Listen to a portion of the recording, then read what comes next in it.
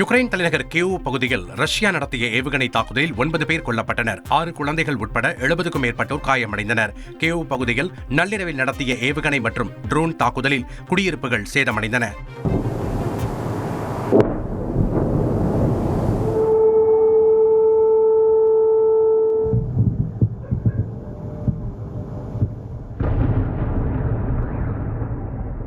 இதையடுத்து மீட்புக் குழுக்கள் சம்பவ இடத்திற்கு விரைந்து சென்று இடிபாடுகளை அகற்றும் பணியில் ஈடுபட்டதுடன் காயமடைந்தவர்களை மீட்டு மருத்துவமனையில் சேர்த்தனர்.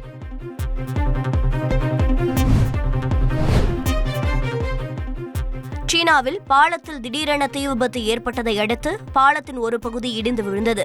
பெய்ஜிங்கின் வடகிழக்கு ஷன்யி மாவட்டத்தில் சாபாய் நதியின் மீது கட்டப்பட்டிருந்த பாலத்தில் தீ விபத்து ஏற்பட்டது. இதுகுறித்து அங்கு மீன்பிடித்துக் கொண்டிருந்தவர்கள் அதிகாரிகளுக்கு தகவல் தெரிவித்த நிலையில் பாலத்தின் ஒரு பகுதி இடிந்து விழுந்ததால் பரபரப்பு ஏற்பட்டது.